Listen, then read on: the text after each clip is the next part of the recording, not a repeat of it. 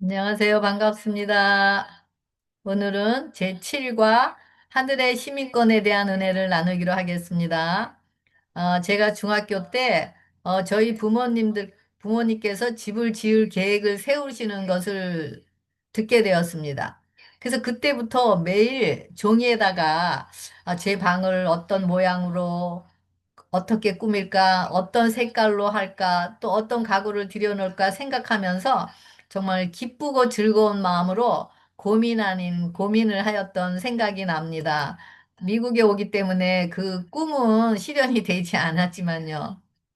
이렇게 우리가 집을 지으려면 여러 가지 과정을 거쳐야지만 집을 지을 수가 있는 것을 보게 되는데요. 먼저 우리가 집을 지으려면은 집을 지을 수 있는 합당한 땅을 마련해야겠죠.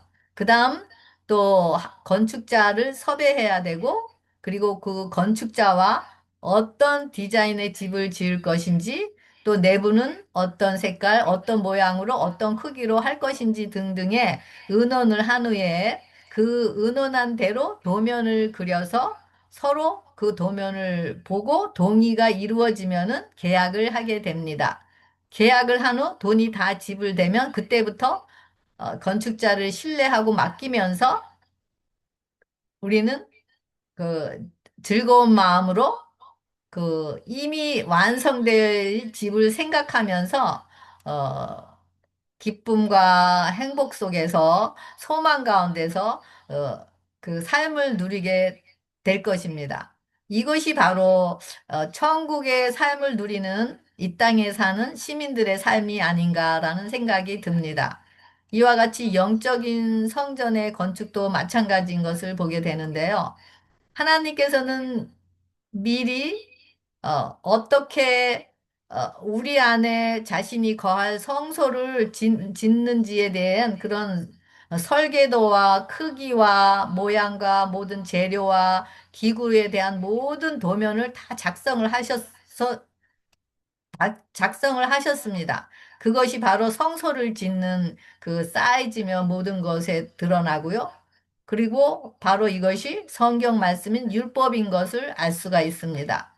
이제는 우리 심령 안에서 하나님이 거하시는 건물을 지으려면 땅을 먼저 구매해야 됩니다. 그런데 이미 마귀가 그 불순종, 우리 아담으로부터 그 불순종한 함으로 그 심령 안에 마귀가 이미 이기심과 자아로 인한 그 재료를 통해서 낡은 건물을 이미 지었기 때문에 먼저 이 건물을 파괴해야지만 새 건물을 지을 수가 있는 것입니다.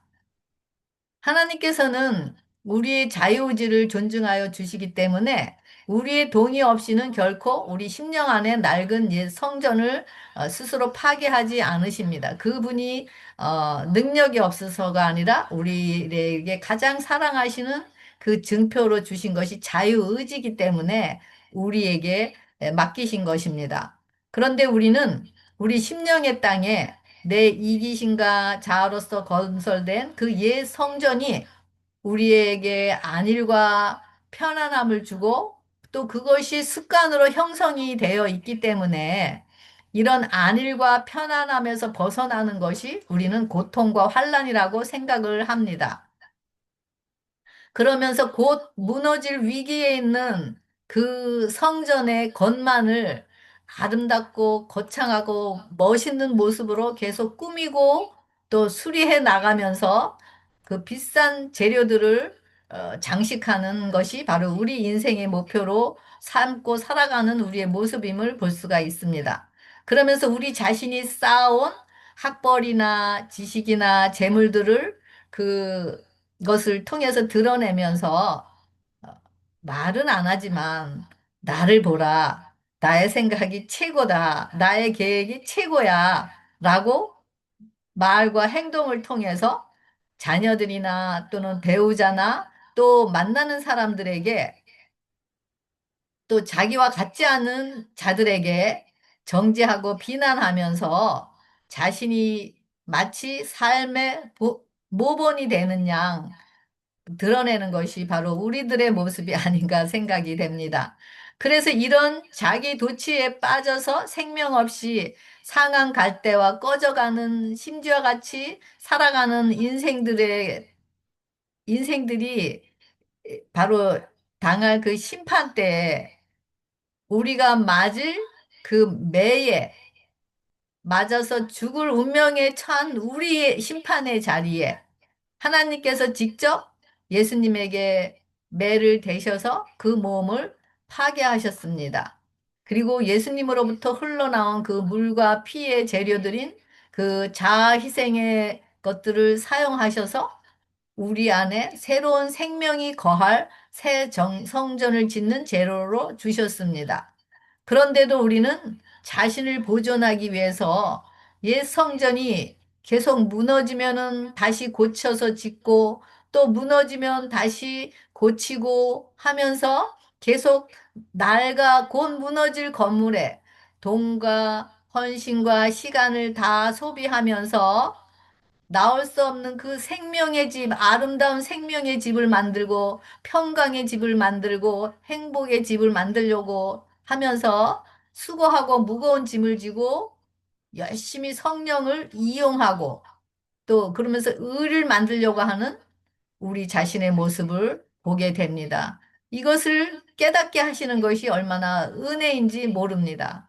이것을 깨닫게 했을 때 이런 우리의 수고하고 무거운 짐들의 모습을 깨닫게 되었을 때 이렇게 썩은 새끼줄과 같은 우리가 의지하는 그 자아 보존의 의가 완전히 바닥이 나서 다 무너지고 더 이상 의지할 것이 없는 죽음의 상태인 것을 우리가 비로소 알 때 우리 대신 하나님으로부터 매를 맞으시는 그 예수님의 모습을 바라보게 됩니다.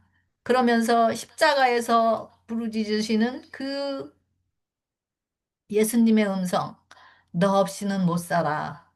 너가 나에게 전부야라고 말씀하시는 그 하나님의 피의 음성을 예수님을 통해서 듣게 됩니다. 그러면서 자신의 망가지고 상처투성이인 자신의 보존을 위한 성전이 그 사랑의 음성에 녹아지면서 이제는 내 자아와 이기심의 재료로 지은 낡은 성전을 통째로 예수님께 팔아 넘겨 드리게 됩니다. 그리고 예수님의 피와 물을 재료로 만든 새 땅을 구입하게 됩니다. 그리고 하나님과 함께 서로 하나가 되어 이제는 피의 언약이 이루어지게 됩니다.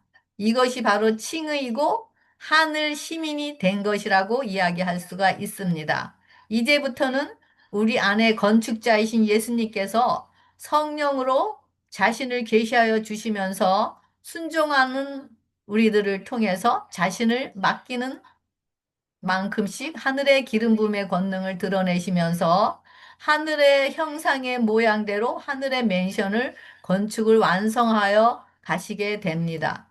내 안에 사시는 그리스도의 의 때문에 하늘의 시민권을 가진 자로서의 열매인 바로 사랑과 기쁨과 감사와 평강과 화목을 드러내면서 바로 하나님의 형상인 예수님을 증거하는 삶이 되는 것을 볼 수가 있습니다. 이것이 성화의 가정이고 하늘 시민권을 가진 자들이 어떤 삶을 살아가는 것인지를 드러내는 것을 볼 수가 있습니다. 그리고 성령님께서 우리 안에 임재하시기 때문에 성령님께서 우리를 자신의 나라를 위해서 우리를 빛과 소금의 도구로 사용하시는 것을 볼 수가 있습니다.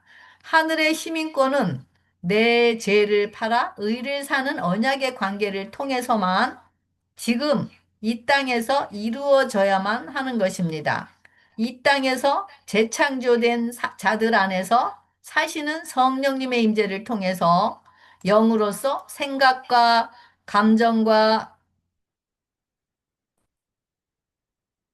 의지를 맡기는 자들을 안에서 이미 얻은 혼의 구원을 이루어 가시면서 육의 습관도 점점 성화를 이루어 가게 됩니다. 그리고 마지막 예수님 재림하실 때는 영과 혼뿐만이 아니라 육도 완전히 새 몸으로 변화되어서 영원한 하늘이 너무 좋아서 모인 자들끼리 예수님과 함께 예수님이 마련하신 맨션에서 영원히 하늘 시민으로서 하느님과 함께 살게 되는 것입니다. 지금 이 땅인 우리 안에서 살아서 역사하는 바로 사랑으로부터 오는 믿음만이 우리를 하늘 시민으로서 끝까지 견디고 끝까지 승리케 하여 이 땅에서 하늘의 삶을 누리고 나누는 자들이 바로 예수님 재림 때에 그 하늘에 이르게 될 것입니다.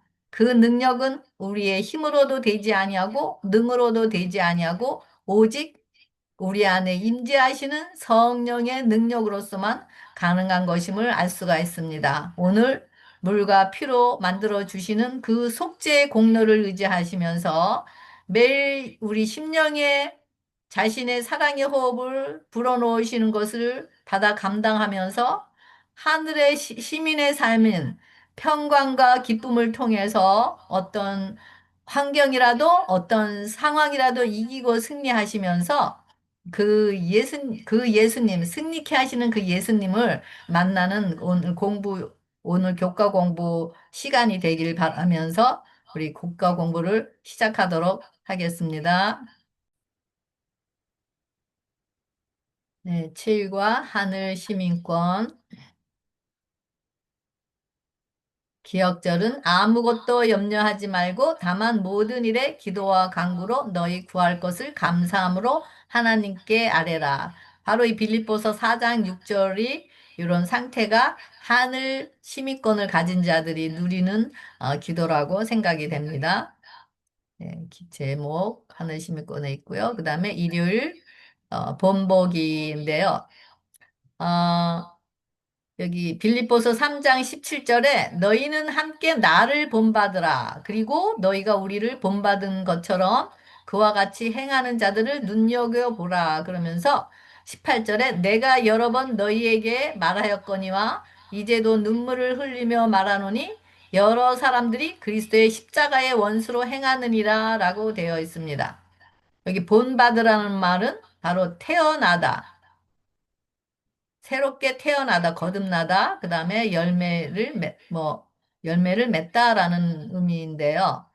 어, 저는 정말 아이들이 어렸을 때 아이들에게 제 생각대로 제가 원하는 계획대로 아이들을 가르치고 내 생각을 주입시키면서 말은 안 하지만 내가 너희의 본보기야 라고 그들에게 정말 많은 강압적으로 그들을 대했던 저의 모습을 또 보게 되었습니다. 그러면서 육적으로 아이들을 훈계하고 가르치면서 정말 내 뜻대로 그 아이들이 순종하지 않을 때는 야단을 치면서 아이들의 그 자유의지를 얼마나 제가 강요하면서 아이들의 그런 교육을 시켜왔는지를 보고 그러면서 아이들에게 얼마나 상처를 줬는지를 어, 회개하게 되었는데요. 지난번에 한 분은 또 이렇게 성령님께서 저 자신에 대해서 생각을 하게 하셨어요. 우리가 이제 사업이 이제 좀 힘들어질 때 제 문제가 너무 크고 제가 그걸 감당할 수가 없으니까 그 문제에만 포커스를 하다 보니까 아이들의 마음도 힘들었을 텐데 제 마음이 너무 힘든 것이 너무 컸기 때문에 아이들의 마음을 돌보지를 않고 아이들의 마음 속에 어떤 그런 힘든 상황이 있는지도 생각을 못하고 또 그들에게 또 제대로 베풀지도 못한 것을 또 생각하게 하시면서 그들이 그때 내가 이렇게 행하는 이런 나의 모습을 보고 얼마나 아이들이 상처를 받고 얼마나 힘들었을까 하는 생각을 하게 됐어요. 그래서 제가 큰딸한테 전화를 해갖고 우리가 그렇게 힘들 때 엄마가 너희들을 잘 돌보지 못하고 마음으로 따뜻하게 대해주지 못하고 또 필요한 것도 채워주지 못해서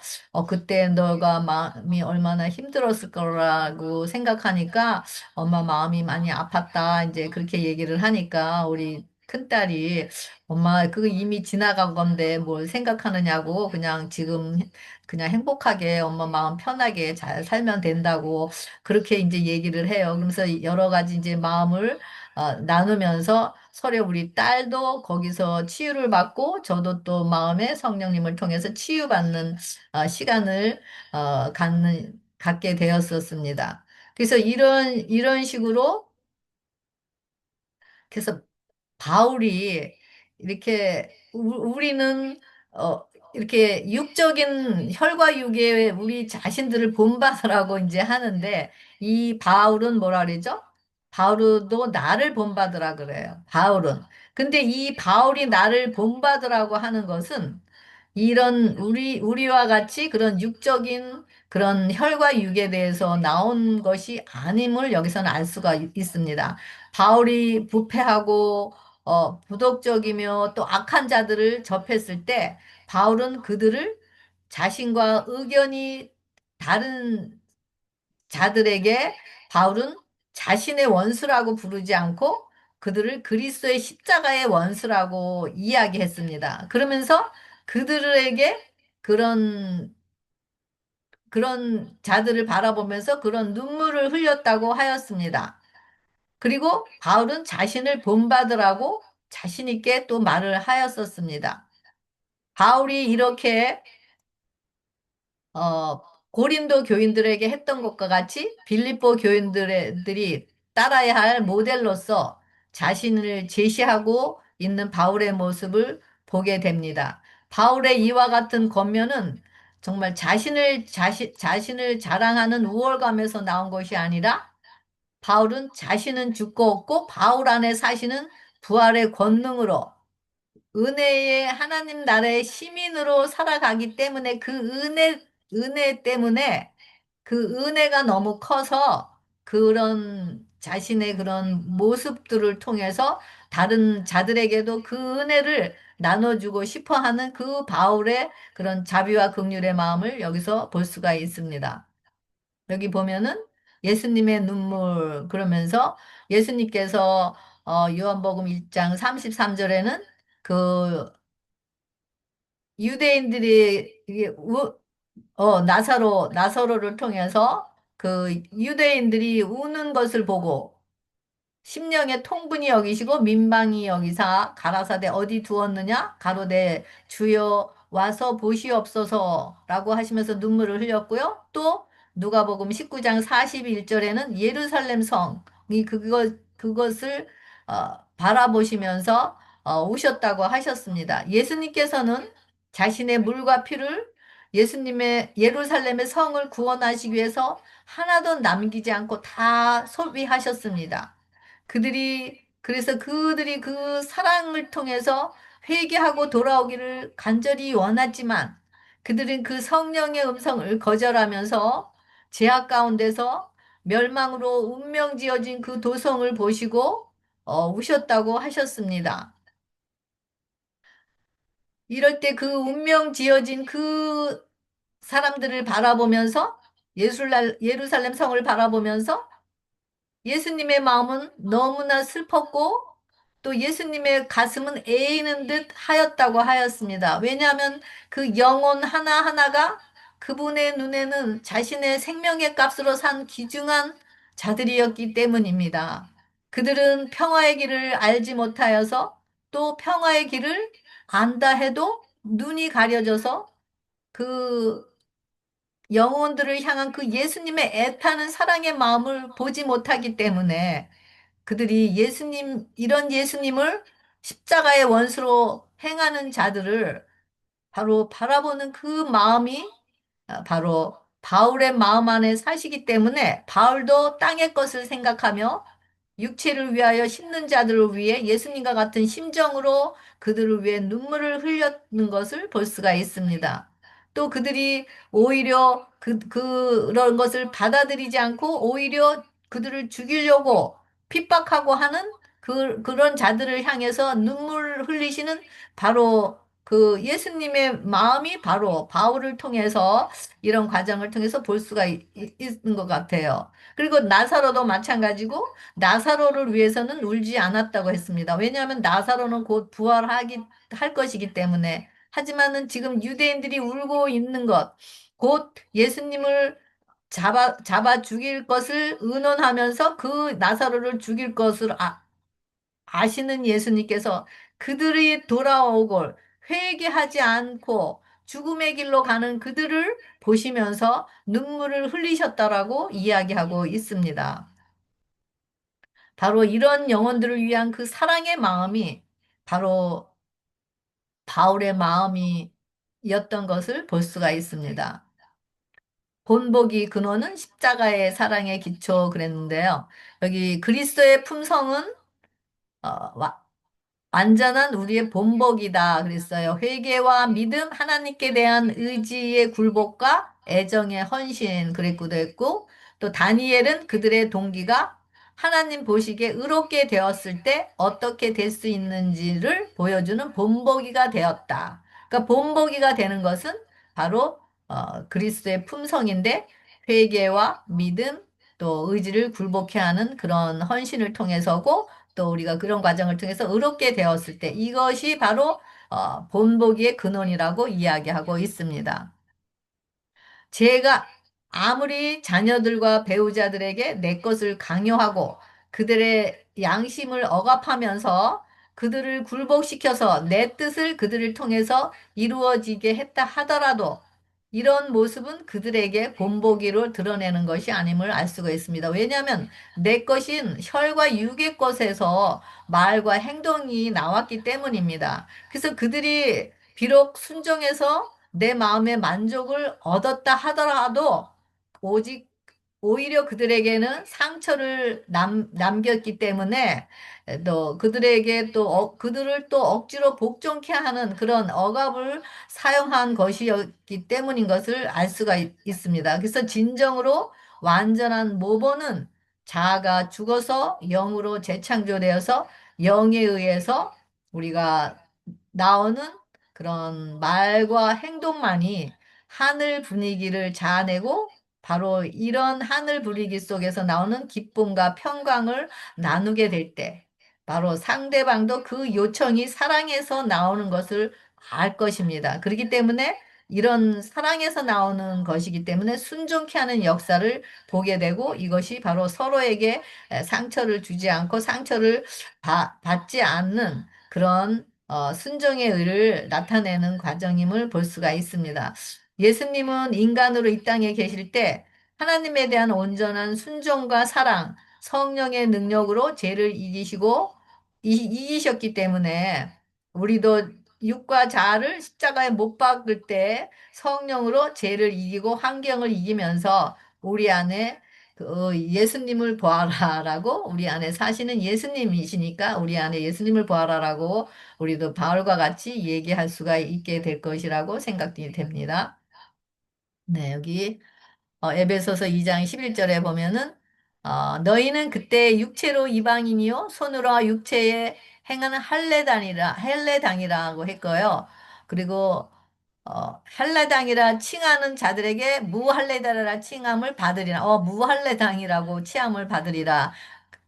받은 자들이라. 그때 너희는 그리스도 밖에 있었고 이스라엘 밖의 사람이고 약속의 언약들에 대해서 외인이고 세상에서 소망이 없고 하나님도 없는 자이더니 바로 이런 자가 뭐였죠? 아까 같이 마귀에 주는 그런 이기심과 자아의 재료들로 건축된 심령을 의미하고 있죠. 그렇지만 이런 자들이에게 둘로 하나를 만드사 중간에 막힌 담을 허시고 원수된 것 곧 의문에 속한 계명을 율법을 자기 육체로 폐하셨으니 바로 예수님의 십자가를 이야기하죠. 십자가로서 그래서 하나님과 화목케 하고 하나 되게 하심으로써 이제는 뭐라 그래요? 오직 성도들과 동일한 시민이요 하늘의 권속이라고 되어 있습니다. 그리고 18절에 이는 저로 말미암아 둘이 한 성령 안에서 아버지께 나아감을 얻게 하심이라. 이럴 때 우리가 우리 안에 이제 예수님의 속죄의 피로 그 재료로서 우리 심령이 씻고 새롭게 지어져가는 그런 하나님의 전으로서 지어져가는 것을 볼 수가 있는데요. 여기 제가 간단하게 요것을 요약을 해놨어요. 마귀의 재료는 무할례당, 그리고 그리스도 밖에 하나님이 없는 자들, 그 다음에 이제 십자가로 의문의 율법을 폐하고 이것이 이제 폐하게서 좋은 땅이 됐고 피의 재료로 부활의 생명 하나님과 화목해 되고 하늘의 시민 바로 성령 안에서 은혜의 보좌 앞에 나아가는 자들, 이것이 바로 사랑으로 역사하는 믿음을 가진 자들, 사랑의 강권으로 순종의 의가 자동으로 되어지는 자들, 강압이 아니라 순종의 의를 이루어서 말씀에 순종하는 자들, 이것이 바로 성도이고 하늘의 시민이고 하나님의 권속이고 이들이 하나님 안에서 즐거워하고 기뻐하고 평강을 누리는 자들이라는 것을 알 수가 있습니다. 월요 소지 주 안에 굳게 섬. 빌립보서 3장 19절에 우리의 시민권은 하늘에 있는 자라 구원하는 자 곧 주 예수 그리스도를 기다리로니 되고 있고 그는 만물을 자기에게 복종케 하실 수 있는 자의 역사로 우리의 낮은 몸을 자기 영광의 몸의 형체와 같이 변하게 하시리라 라고 되어 있습니다. 땅에를 생각하며 배를 자신의 신으로 삼는 십자가의 원수들과는 달리 그리스도인의 시민권은 하늘에 있다라는 것을 이야기하는데요. 우리의 시민권이 하늘에 있다라는 것은 바로 우리의 통치자는 바로 예수님, 예수 그리스도라는 것을 이야기하고 있습니다.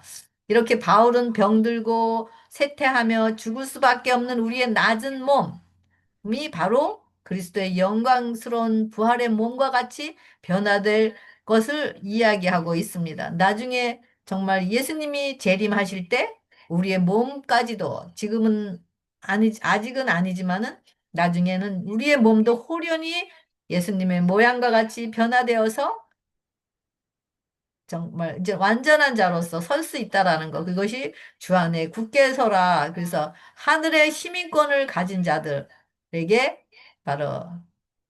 바로 구원하는 자, 주 예수 그리스도를 기다리는 자들이고, 이들이 바로 나중에는 우리의 몸까지도 완전히 홀연히 변화된다라는 것을 여기서 이야기하고 있습니다.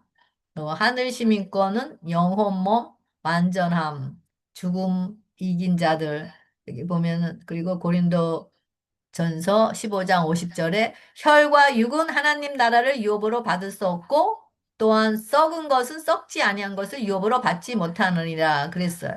그래서 나팔 소리가 나매 죽은 자들이 썩지 아니할 것으로 다시 살고 우리도 변화하리라. 이 썩을 것이 불갑을 썩지 아니할 것을 입겠고 이 죽을 것이 죽지 아니함을 입으리로다. 이 썩을 것이 썩지 아니함을 입고 이 죽을 것이 죽지 아니함을 입을 때에 사망이 이김에 삼킨 바 되리라라고 되어 있습니다. 그리고 우리의 생명이신 그리스도께서 나타나실 그때 너희도 그와 함께 영광 중에 나타나리라. 하나님이 창조하신 모든 것은 완전했기에 아담과 하와이의 육체도 똑같이 썩어짐 없이 완벽했고 완전하였었습니다. 근데 범죄하자마자 그 본질이 변해서 그래서 사람이 회복된 그래서 이 회복된 에덴에 들어가기 전에 그의 몸이 그 전에 이제 변화되어 완전한 하늘에 적합하게 될 것입니다.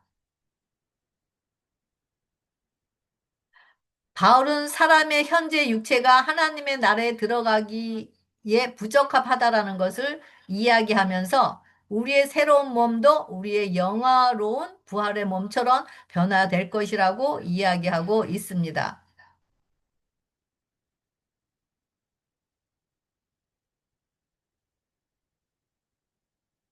그때 살아서 주님이 오시기를 간절히 기다렸던 그리스도인들은 그들의 몸에서 타락과 불완전의 모든 흔적이 벗겨져서 영화로운 그리스도의 몸과 같이 될 것입니다. 이 변화는 그들이 죽었다가 죽지 않고 썩지 않을 몸으로 죽은 자 가운데서 살아나거나 혹은 죽음을 맛보지 않고 변화됨으로 이루어질 것인데 이는 그들이 지금 상태의 몸으로는 하늘에 들어가지 못하기 때문입니다. 이런 몸의 변화가 일어날 때도 독특하고 자기만의 개성은 유지된다라고 이야기하고 있습니다. 그래서 구속받은 각 사람은 자기의 독특한 품성을 간직할 것이라고 이야기하고 있습니다.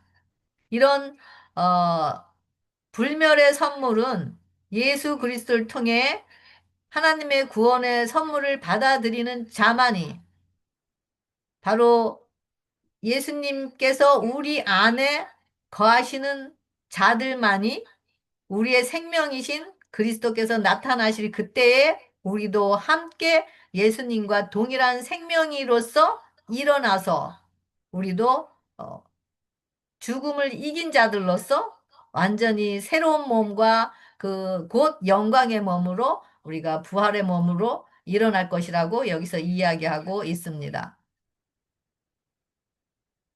마태복음 13장 44절에 이런 부활의 몸, 완전한 부활의 몸을 우리가 우리의 영혼이 거듭나고 혼이 구원을 이루어가면서 육도 변화함을 입고 이 땅에서 살아가다가 예수님 재림하실 때 완전히 이제는 영혼 육뿐만 아니라 몸도 완전히 구원받은 새로운 몸으로 썩지 않을 새로운 몸으로 부활하는 그런 것이 우리에게 이르러 오기 위해서는 물론 육은 이 땅에서 완전히 거듭날 수는 없죠. 예. 그렇지만은 우리가 이런 하늘 시민의 그런 조건으로서 살아가기 위해서는 우리가 그런 천국이 마치 감춘 보화와 같이 사람이 이를 발견한 후 기뻐서 자기 소유를 다 팔아 그 밭을 샀을 때 이것이 바로 이기는 자. 이기는 자는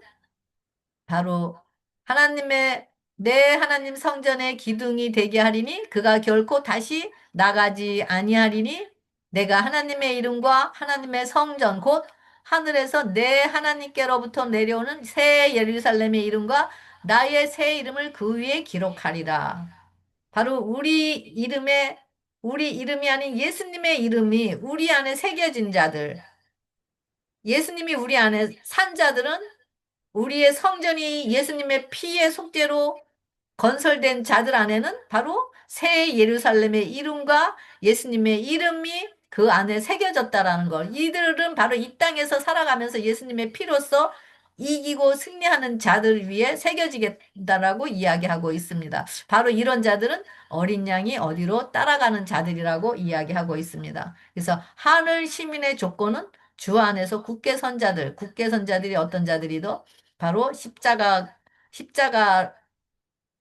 십자가를 진 자들, 자기 죄를 다 팔아 좋은 밭을 산 자들, 이런 자들이 영으로 거듭난 자들이고, 그 다음에 부활의 생명으로, 성령으로 우리의 생각과 감정과 정신과 사상을 매일 이기고 승리하면서 우리의 육을 굴복, 굴복시키고 또 육의 것을 제어하면서 우리가 살아가는 자들, 그들이 이기고 승리하는 자들이고, 그 다음에 이기는 이름을 가진데, 아까 말씀드린 대로 새 이름과 새 예루살렘의 이름을 가지고 이들이 혼인 잔치에 참여하는 자들이고, 이런 자들이 예수님과 똑같은 자들, 품성뿐만 모든 것이 똑같은 자들, 영혼 몸이 완전한 자들이라고 이야기하고 있습니다.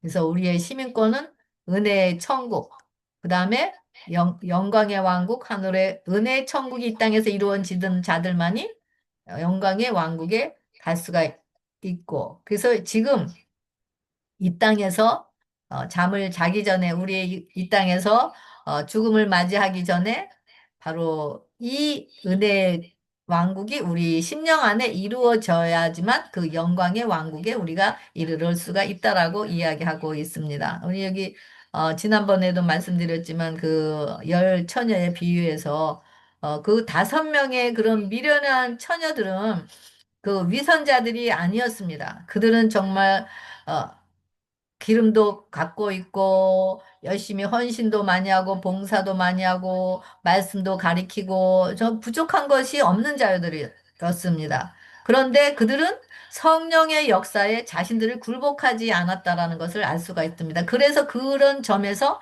그들을 미련하고 한 자들이라고 얘기했고, 또 그 그리스도와 같은 그런 성품의 열매가 그들은 그래서 맺히지가 않았다고 이야기하고 있습니다. 하늘의 시민권은 바로 하나님의 형상을 가진 자들을 가질 수 있는 건데요. 바로 이런 자들은 어, 하나님의 형상을 자신을 굴복시키지 않고 열심히 헌신하고 봉사하면서 그런 어떤 자신의 그런 마귀가 준 그런 이기심과 자아로서 그런 재료들로 자신의 전을 건축하여서 그 낡은 것을 의지한 자들이기 때문에 하나님의 의가 없는 자들이기 때문에 그들로서는 하나님의 그런 예복 의가 없기 때문에 미련한 자들이라고 이야기하고 있습니다. 그래서 하나님의 형상에 성령으로 인일 찍힌 자들만이 바로 가는 것이 하늘나라인 것을 볼 수가 있습니다. 바로 이 땅에서 이런 은혜의 천국을 누리는 자들, 누리는 것을 볼 수가 있는데요. 그래서 우리가 시민권을 어떻게 갖나요? 물론 이 땅에서 태어난 자들이 시민권을 갖게 되죠. 그리고 영주하고 있다가라도 우리가 시민권을 딸 때는 테스트를 하고 자격이 갖추어야지만 그 그런 믿음의 테스트를 했을 때만 우리가 혼인잔치에 참여하게 됩니다. 그래서 우리가 하나님의 성령으로 인해서 우리가 예수님의 생명으로 우리가 태어나지 않으면은, 거듭나지 않으면은 우리가 하늘의 시민권을 딸 수가 없다라는 것을 이야기하고 있고요. 그 다음에 우리가, 이럴 때 우리가 혼인잔치에 예복을 입고 참여할 수 있다라고 이야기하고 있습니다. 화요소지, 주 안에서 항상 기뻐하라. 주 안에서 항상 기뻐하라. 이들은 기뻐할 수 있는 것은 뭐죠? 바로 하나님의 평강이 우리를 주장하기 때문에 하나님은 평강이시라고 했기 때문에 그런 우리가 이런 자들에게서는 항상 우리로부터 나오는 것이 아니라 우리의 환경이 어떻게 바뀐다 하더라도 상황이 바뀐다 하더라도 그런 상황과 환경을 이기는 힘의 원동력이 우리 안에 사시기 때문에 그래서 항상 기뻐할 수가 있다라는 거. 그래서 주 안에서 항상 기뻐할 수 있지 우리 안에서는 기뻐할 수가 없다라는 거. 그래서 심지가 견고한 자는 바로 우리 안에 사시는 예수님께서 사시기 때문에 우리를 평강에서 평강으로 지키신다라고 했고 이것이 우리가 주를 의뢰할 때 이런 축복이 온다라는 것을 이야기하고 있는 것을 볼 수가 있습니다.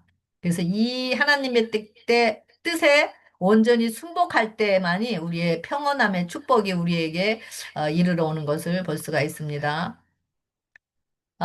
성령을 받으라 평강이 있을지어다. 예수님께서 십자가에서 돌아가시고 부활하신 후에 제자들에게 오셔서 승천하시기 전에 부활하셔서 제자들에게 나타나셔서 하신 말씀이 평강 임할지어다라고 세 번을 이야기하셨습니다. 그러면서 뭐라 그러셨죠? 어, 성령을 받으라라고 그러면서 자신의 그 생명의 호흡을 제자들에게 불어넣는 그런 모습을 볼 수가 있습니다. 우리에게도 매일, 거듭난 자들 안에서 그런 주시는 그 생명의 호흡을 우리에게 매일 불어넣어 주셔서 우리의 영혼이 살아나고 그 영혼의 그런 생명의 호흡이 우리를 주장하셔서 우리가 그런 평강을 유지할 수 있다라는 것. 여기 보면은 죄를 자백하고 버리며 간절한 기도와 자신을 하나님께 봉헌함으로써 초기 제자들은 오순절 성령 강림에 부어주심을 준비하였다.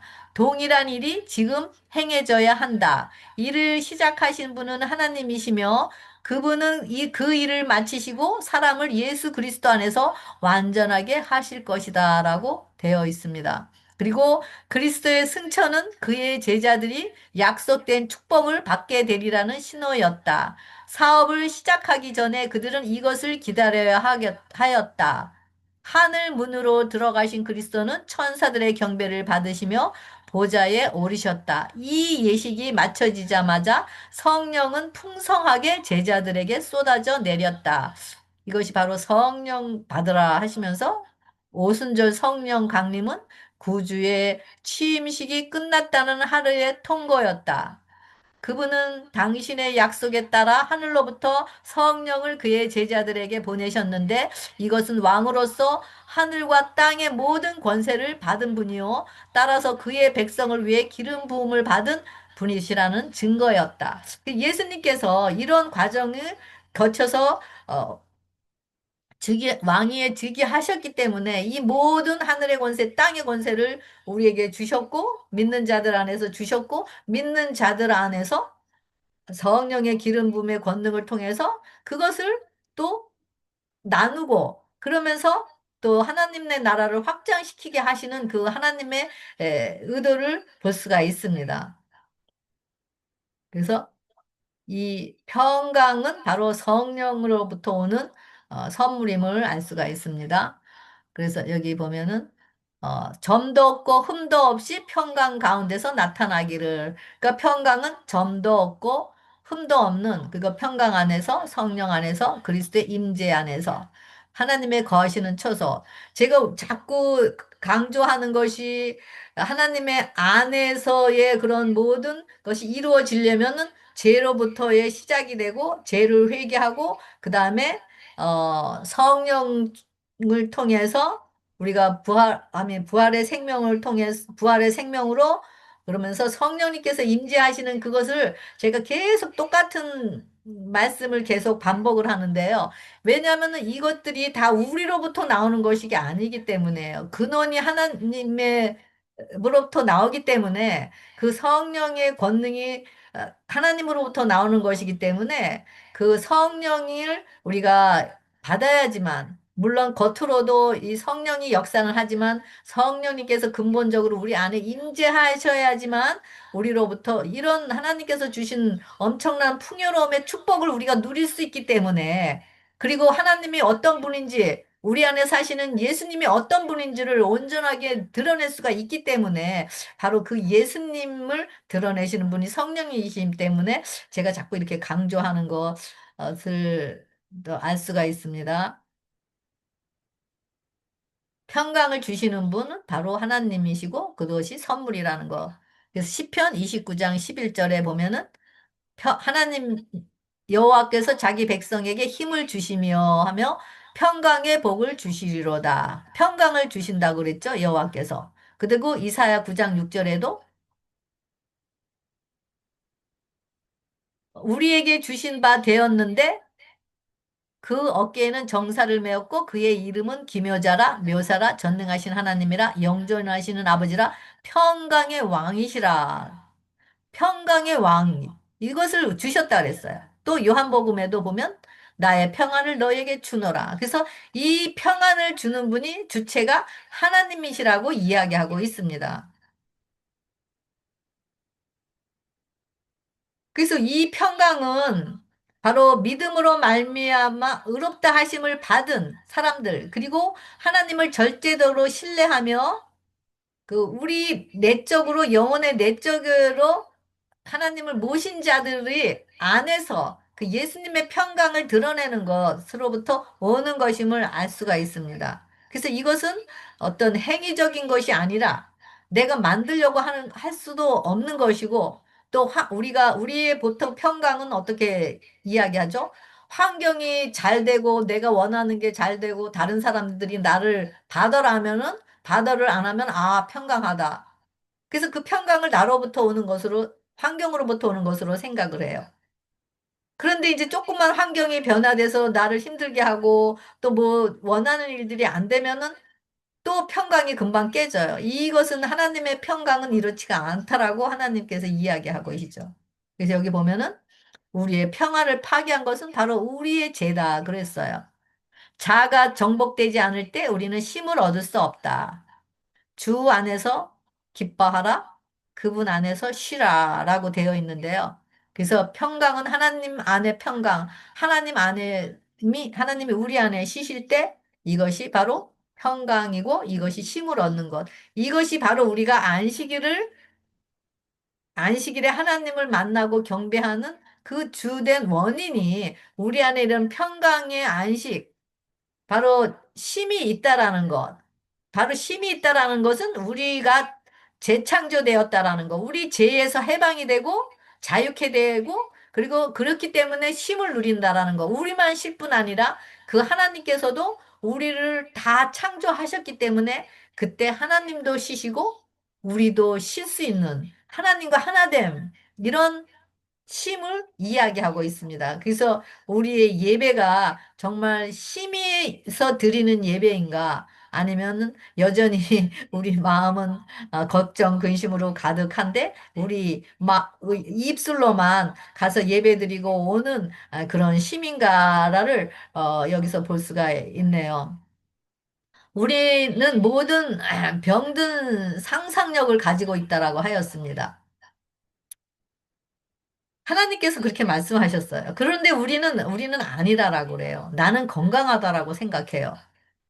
그렇기 때문에 치유를 받지 못하는 이유가 바로 우리 자신에게 있는 것을 알 수가 있습니다. 하나님은 죄인을 부르러 왔지, 의인을 부르러 온 것이라고, 의인을 부르러 온 것이 아니라고 했거든요.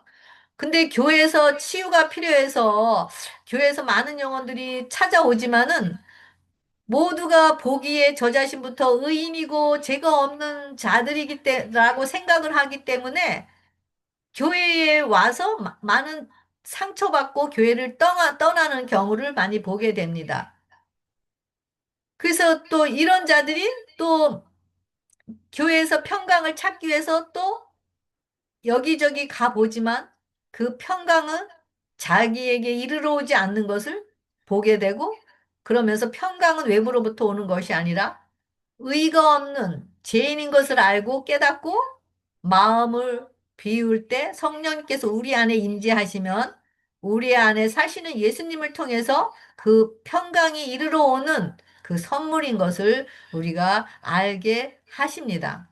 그래서 이런 바로 우리에게 고난을 허락하시는 것은 우리에게 공고하고 우리에게 환란을 허락하시는 것은 바로 이런 믿음의 근육을 그런 고난을 통해서 우리의 심령의 것들이 자꾸 생각이 죽고 의지가 죽고 감정이 죽고 하면서 우리가 계속 환경을 이기는 자들로서 성령님께서 우리 안에 들어오셔서 환경을 이기는 자들로서 계속 꼴지어 주심으로써 어떤 사람들의 말이나 행동을 통해서 우리가 영향을 받지 않고 그런 것도 넉넉히 이기게 하시기 위해서 평강을 유지하게 하기 위한 하나님의 또 섭리인 것을 알 수가 있습니다. 이런 자들이 바로 이것이 바로 주님께서 빛 가운데 계신 것 같이 이렇게 이기는 자들을 통해서 바로 우리 안에 사시는 예수님의 비추게 되는 것임을 알 수가 있습니다.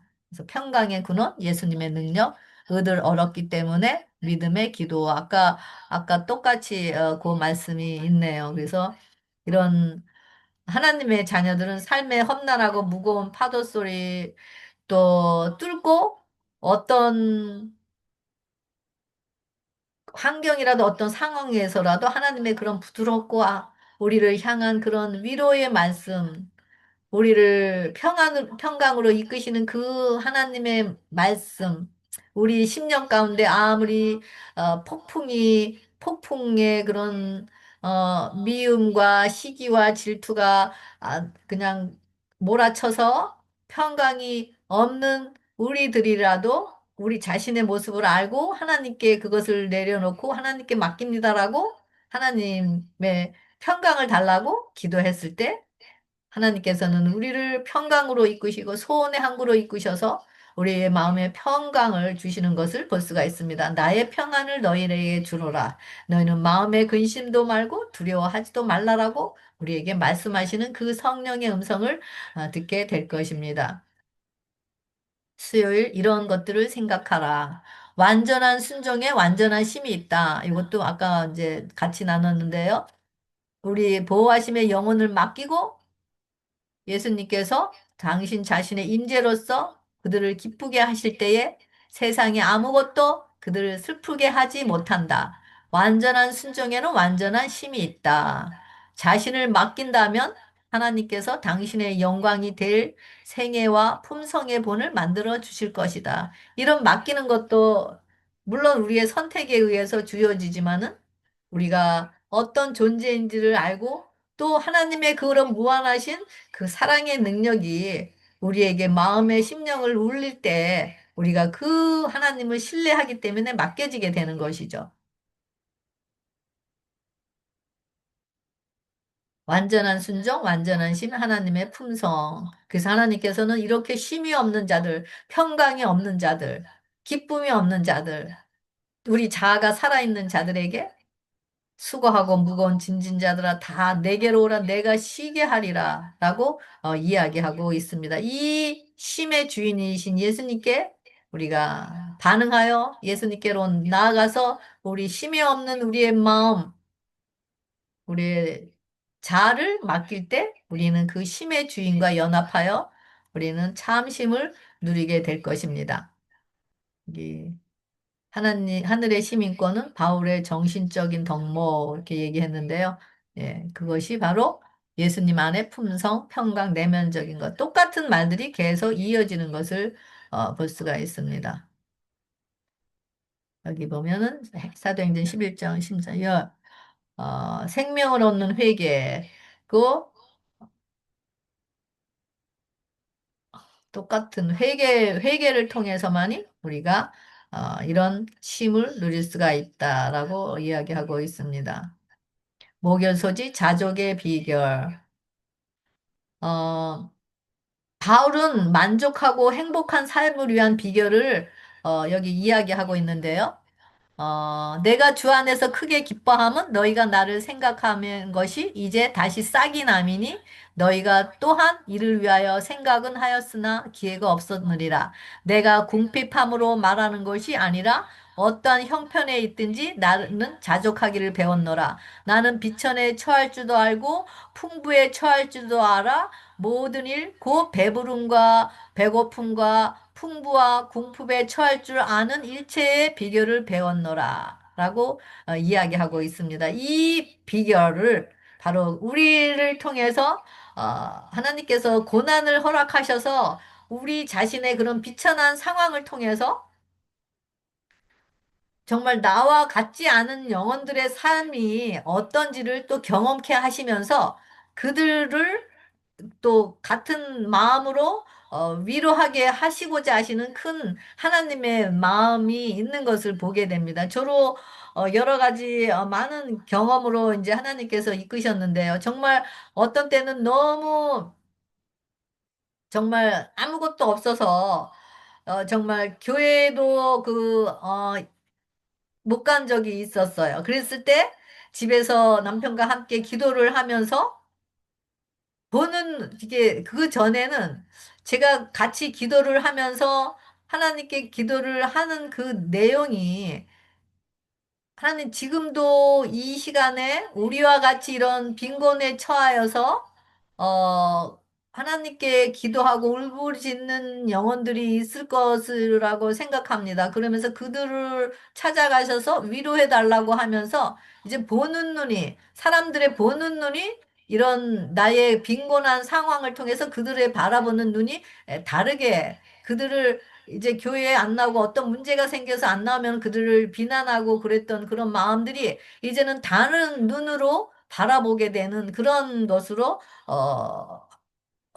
바뀌게 되면서 우리에게 그런 상황을 처하게 하시면서 그런 빈궁에 처하고 공궁에 처하게 하시는 그 하나님의 그런 섭리가 있다라는 것을 또 보게 되었습니다. 그래서 나의 하나님이 그리스도 예수 안에서 영광 가운데 풍성한 대로 바로 나의 모든 쓸 것을 채우시는 그 하나님의 그런 풍성함의 은혜를 나누게 하시기 위해서 다 많은 영혼들에게 많은 것을 우리가 빈곤에 처하면은 처할수록 여러 환경을 통해서 여러 갖가지 않은 환경을 통해서 빈곤함을 경험할 때마다 그것이 얼마나 풍성한 은혜인지를 몰라요. 은혜를 나눌 수 있는 건지 몰라요. 그것이. 그렇지 않으면 그것을 알 수가 없는데, 그래서 이것이 하나, 하나의 하나님의 기쁨이고 또 이것이 하나님께서 우리를 통한 하나님의 섭리인 것을 볼 수가 있습니다.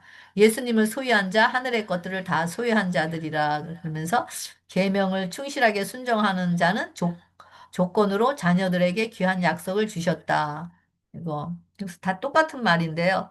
그래서 여기 바울은 만족하고 행복한 삶의 비결이 바로 조금 전에 말씀드린 극한 상황, 굶주리김이나 질병이나 부상, 상실 이런 과정을 통해서 정말 축복, 나의 축복뿐만 아니라 다른 사람들에게도 그런 축복이 흘러가게 하시는 그런 상황을 보고 또 더 우리가 어, 하나님의 그런 계명에 순종할 수 있는 조건이 되게끔 하시는 하나님의 마음을 볼 수가 있습니다. 여기 하나님과의 연합을 통해서 하나님이 이루시는 응답했고요. 그 다음에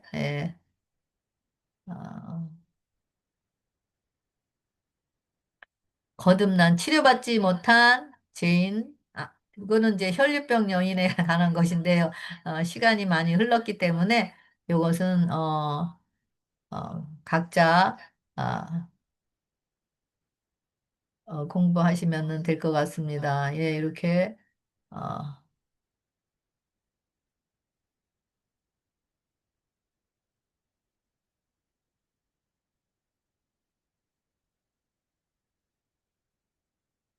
이 혈류병 여인이 어, 그 모든 재산을 다 치료하느라고 의사에게 자신의 전 재산을 갖다 바쳤잖아요. 그래서 좋은 약, 좋은 의사 안 찾아간 것이 없을 것이었는데 결국엔 치유받지 못하고 재산을 다 날리고 그는 불치병이라는 선고를 받게 되었습니다. 그에게는 소망과 희망이 이제 사라졌고 그런데 그는 그리스도께서 많이 불치의 환자를 고치셨다라는 소식을 성령의 음성으로 듣게 됩니다. 그리고 그는 희망이 살았고, 그래서 예수님께로 가려고 하는데 또 많은 방해가 있었어요. 그 방해를 해치고 나갈 힘도 자신에게는 없었습니다. 그래서 이런 갈망도 성령님께서 넣어주신 것임을 알 수가 있습니다. 우리에게도 예수님께 나아가려고 하면 많은 주위로부터 많은 방해를 당하게 되는 것을 경험하게 됩니다. 이런 우리의 치유받고자 하는 갈망한 마음을 성령님께 넣어주셨고, 이런 마음을 아시는 예수님께서 그런 방해하는 것들을 어, 이, 것들을 이 여인의 믿음에 의해서 하나하나 초월하셔서 이 갈급한 여인에게 찾아오시게 됩니다. 그녀의 믿음에 의해서 예수님의 그리고 기름 부음의 권능이 이 여인에게 흘러넘쳐서 이 여인을 완전히 근본까지 제때 본질의 치유를 경험하게 하는 것을 볼 수가 있습니다. 그러면서 하나님, 그 예수님과 언약으로 하나 되는 믿음, 서로를 아는 관계만이 이런 진정한 치유의 생명의 관계를 낳는 마음임을 알 수가 있습니다. 이 믿음이 바로 평강을 소유하게 하기 때문에 뭐라 그러죠? 따라 내 믿음이 너를 구원했다. 평강하라고 말씀하신 것을 보게 됩니다. 음.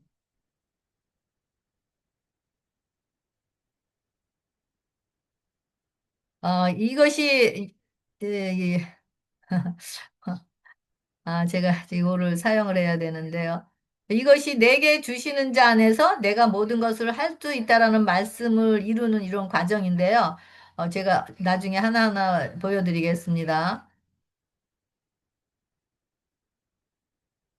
이 근본은 예수님의 의리 안에 사시기 때문에 우리가 육적인 면에서 생각할 때 우리가 하나님께서 구하는 모든 것을 다 주신다고 하였는데 그러면 우리가 아무것도 무엇이든지 구해도 그러면 하나님께서 다 주신다라는 생각을 많은 분들이 하게 됩니다. 그런데 주님과 친밀한 관계에서는 예수님을 알아가면서 내 생각, 내 계획, 내 정신이 성령님께 맡겨지고 굴복하게 때문에, 나아가기 때문에 예수님의 뜻이 좋아서 따라가는 상태이기 때문에 하나님을 구하게 되지 내 뜻을 구하지 않게 되어집니다. 그래서 진정으로 하나님과의 사랑의 산 믿음의 교제를 하는 성숙된 관계를 하고 있는 상태에서는 내 욕망을 위한 것이 아닌 하나님의 뜻과 나라를 위해서 구하게 되므로 응답받게 되는 것임을 알 수가 있습니다. 이렇게 될 때 하나님께서 영광 받으시게 됩니다. 왜냐하면 우리가 구하는 것은 바로 하나님의 나라의 확장을 위한 구함인 것을 알기 때문입니다. 우리의 모든 해답은 복음이시고 진리이신 예수님임을 알 수가 있습니다. 하나님의 사랑이 더 경험적으로 깨달아지면서 예수님을 통해서 이기고 승리하는 것이 바로 성령의 음성에 매일 반응하시는 우리의 기도를 통해서 이루어지는 것을 볼 수가 있습니다. 그래서 이 내게 능력 주시는 자에서 모든 걸 할 수 있다라는 것은 내 안에 예수님이 성령으로 내 안에 거하시기 때문에 그 예수님이 나의 생명의 존재가 되셨기 때문에 그 기름 부음의 권능으로 나로부터 흘러나오기 때문에 그런 예수님을 두고 얘기하는 것이 내가 모든 것을 할 수 있다라는 그런 나로부터 나오는 것이 아님을 알 수가 있습니다.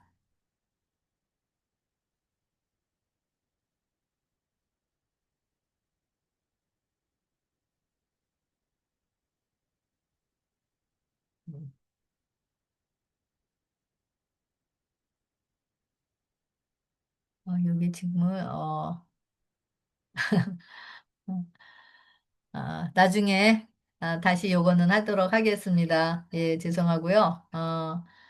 음, 그래서 우리가 매일 어, 우리의 기도를 통해서 우리가 구할 것은 먼저 그의 나라와 의인, 바로 하늘 나라고 의인 예수님을 구하시면서 이 땅에서도 그런 행복과 평강과 기쁨의 열매를 다른 자들에게 나눠주면서 또 우리가 이 땅에서 살지만 하늘 시민으로서 하늘의 삶을 살아가는 여러분과 제가 되길 바라면서 이 모든 말씀을 마치겠습니다. 감사합니다.